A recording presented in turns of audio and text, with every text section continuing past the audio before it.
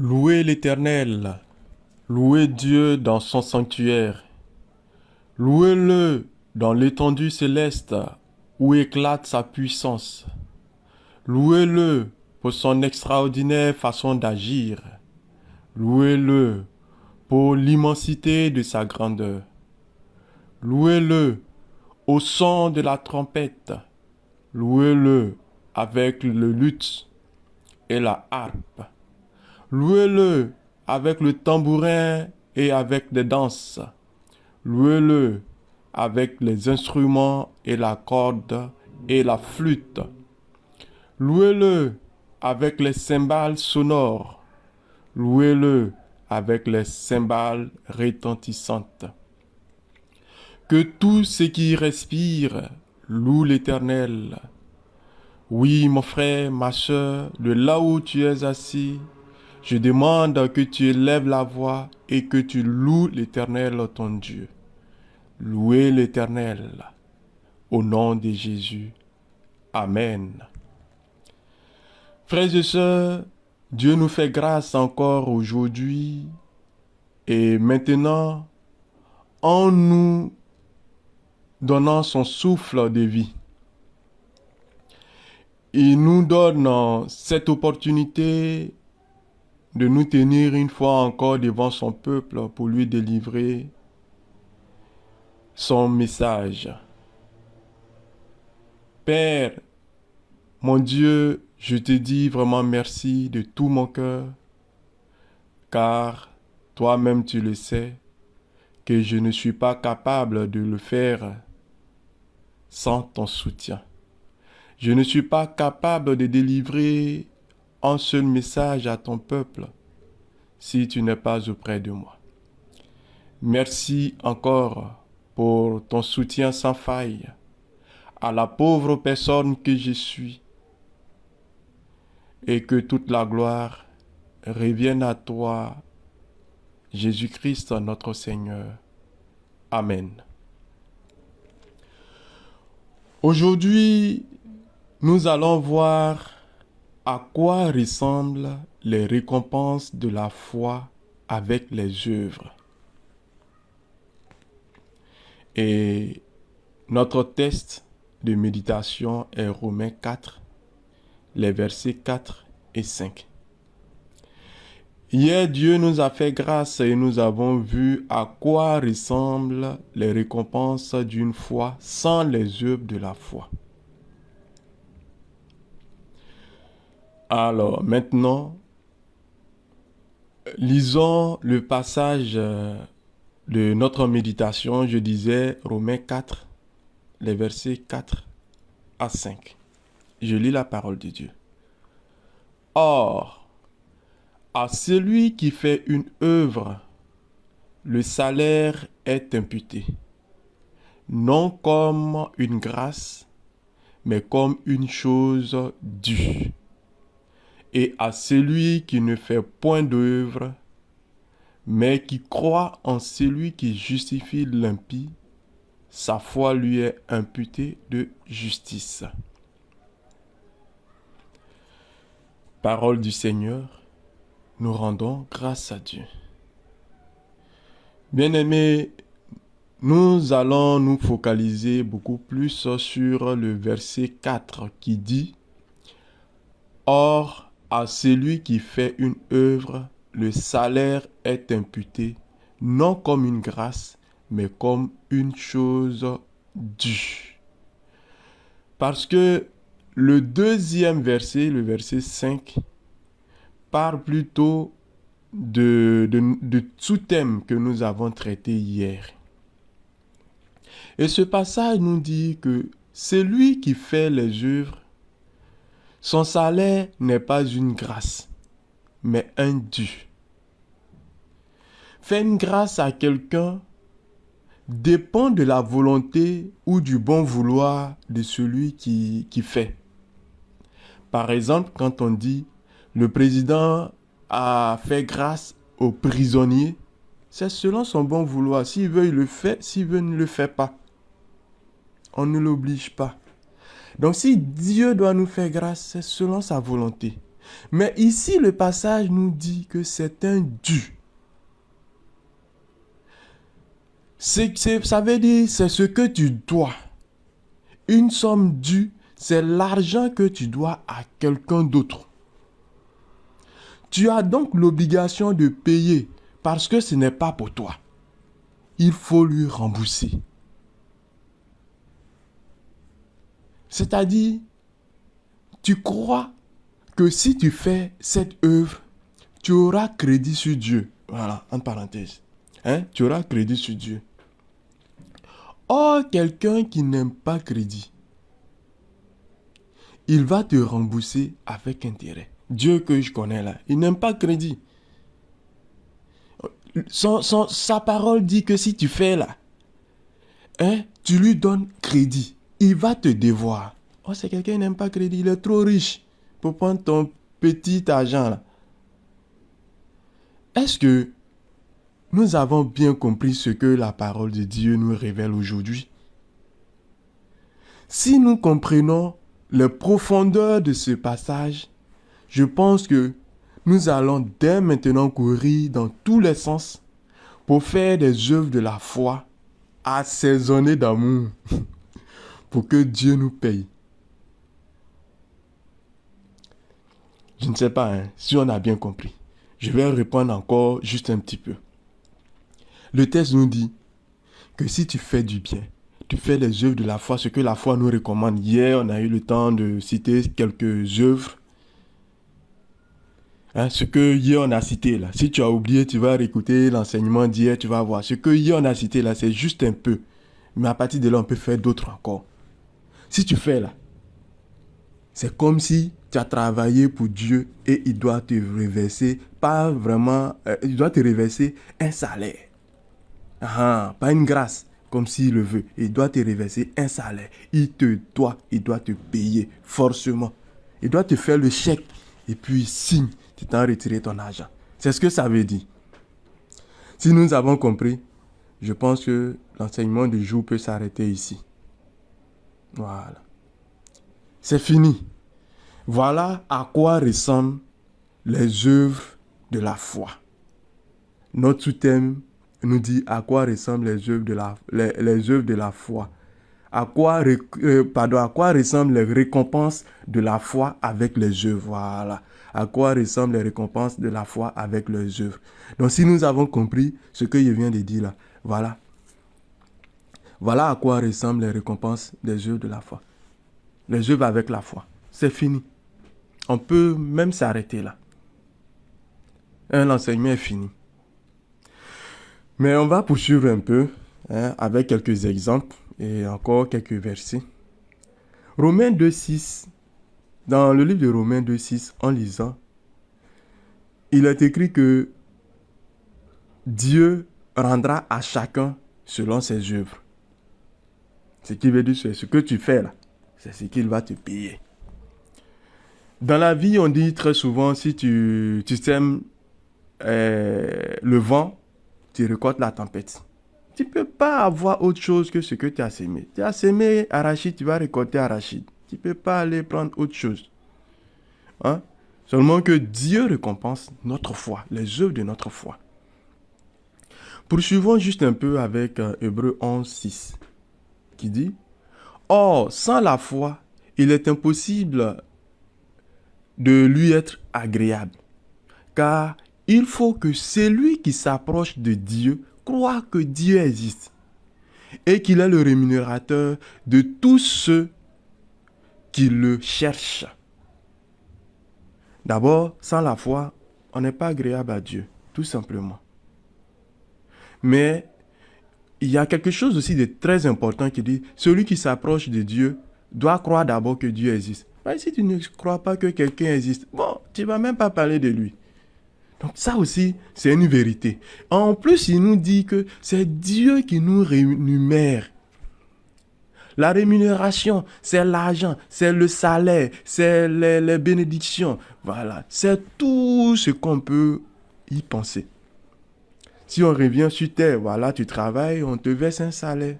Voilà, c'est ça la rémunération. C'est Dieu qui rémunère les gens. Mais il y a le livre d'Hébreux qui nous encourage, parce que ça, on le dit hein, facilement comme ça, mais c'est pas aussi facile à le faire. Et le sachant, le livre d'Hébreux nous encourage, il nous demande, n'abandonnez pas donc votre assurance. Il faut poursuivre, il faut nourrir l'assurance jusqu'à ce que ça devienne une foi et que cette foi devienne plus grande et ainsi de suite. Et ensuite, accompagner des œuvres. Hein? Et le livre de Proverbes 12-14 dit, par le fruit de la bouche, on est rassasié du bien. Et chacun reçoit selon l'œuvre de ses mains. Donc ce que tu fais avec tes mains, ce que tu vas poser comme acte là, c'est ce que tu vas récompenser. Tu vas avoir ça comme récompense. Voilà. C'est avec foi, tu crois que Dieu existe, Dieu dit de faire telle chose. Donc si je le fais, voilà, il va me récompenser. Voilà. Avec foi. Donc voilà. C'est Dieu qui récompense la foi pratique. Une foi qui travaille est la preuve qu'on croit vraiment à Dieu. Ta foi là, ça travaille. Une fois qu'il dort, ce qui veut dire que bon, tantôt on dirait que tu crois, tantôt on dirait que tu ne crois pas. Jésus avait résumé toutes les lois en ces termes. Tu aimeras le Seigneur ton Dieu de tout ton cœur, de toute ton âme, de toute ta pensée et de toute ta force. Ça, c'était le premier commandement. Il dit, voilà le second qui lui ressemble. Tu aimeras ton prochain comme toi-même. Et il pousse encore pour dire, il n'y a pas d'autre commandement plus grand que ces deux-là. Il n'y en a pas. Mais avant même de respecter ça, là, il faut croire que Dieu existe. Avant d'aimer ton frère comme toi-même, là, il faut croire que Jésus a dit qu'il faut le faire. Sinon, bon, peut-être tu ne vas pas l'aimer.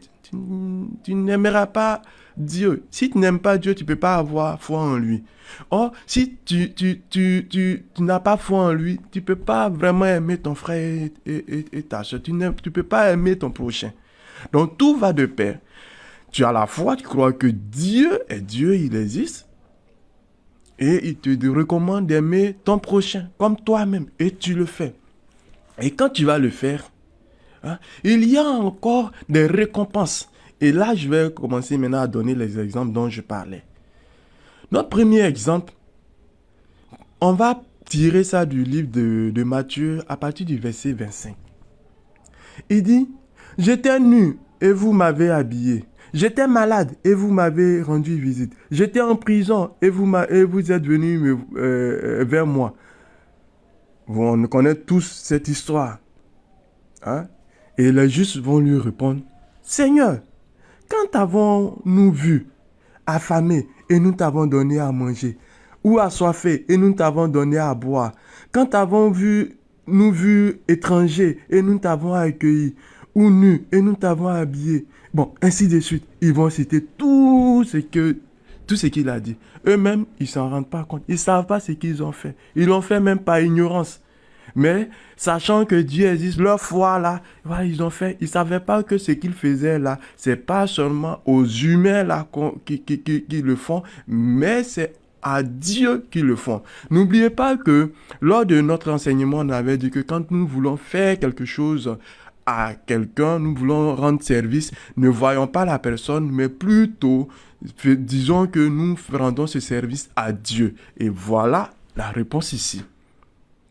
Et il répond, il leur dit, « Je vous le dis en vérité, toutes les fois que vous avez fait cela à l'un de ces plus petits, de mes frères, c'est à moi que vous l'avez fait. » Réponse de ce que nous avions dit avant-hier.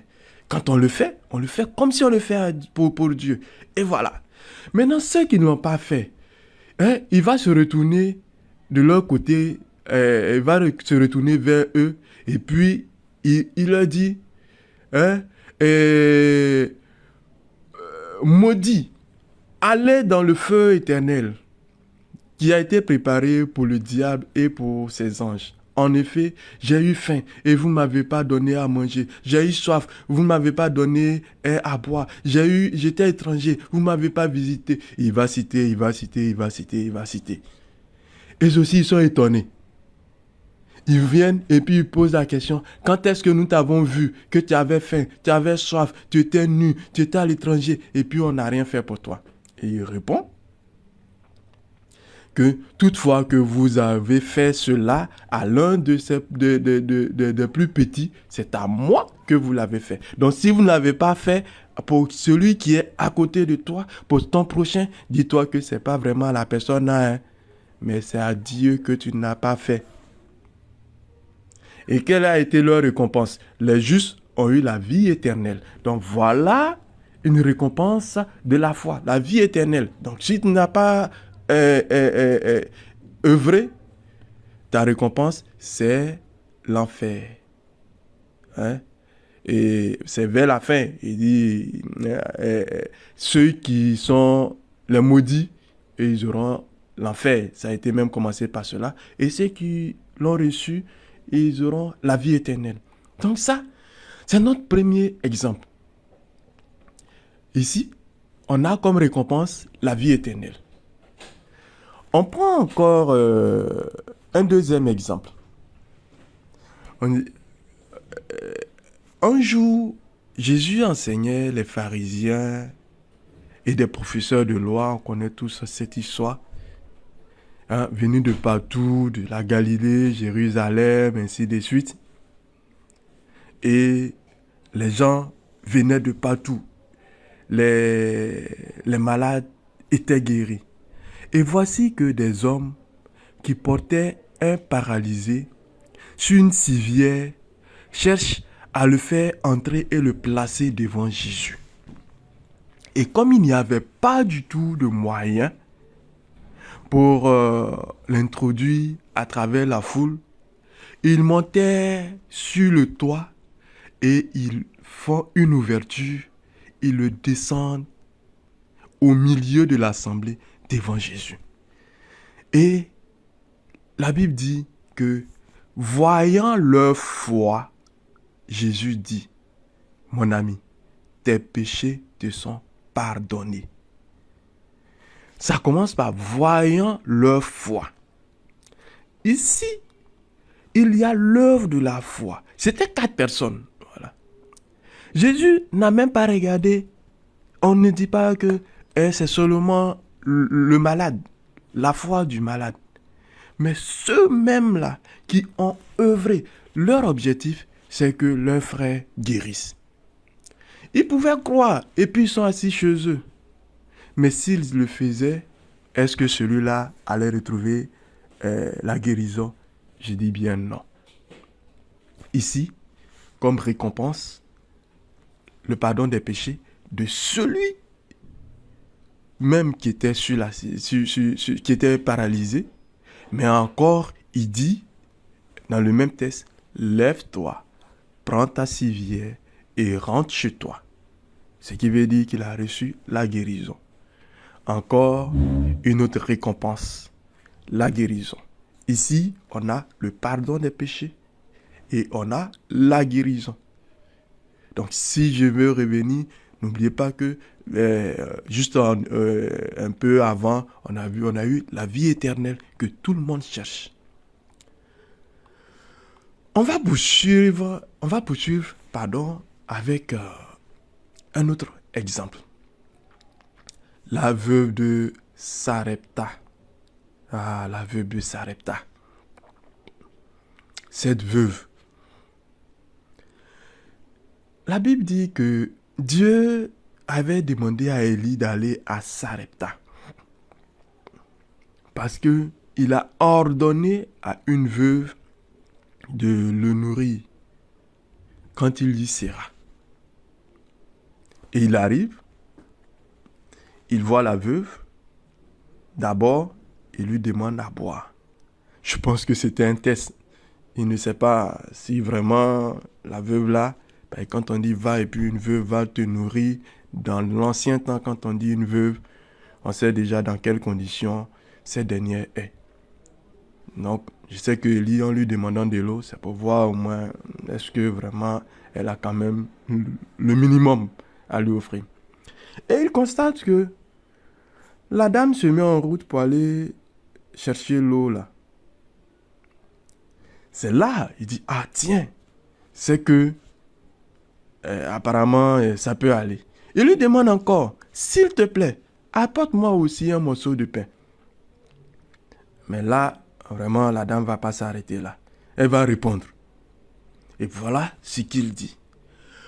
Aussi vrai que l'Éternel, ton Dieu, est vivant, je n'ai pas le moindre morceau de pain chez moi. Il me reste tout juste une poignée de farine dans un pot et un peu d'huile dans une jarre. J'étais en train de ramasser 2 bouts de bois. Je vais rentrer et préparer ce qui me reste pour moi et pour mon fils. Et quand nous l'aurons mangé, nous n'aurons plus qu'à attendre la mort.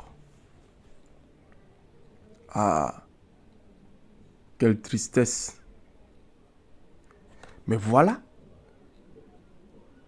la réponse du prophète Élie. Sois sans crainte. Rentre. Fais ce que tu as dit. Seulement, prépare pour moi d'abord, avec ce que tu as, une petite niche de pain et apporte-la moi.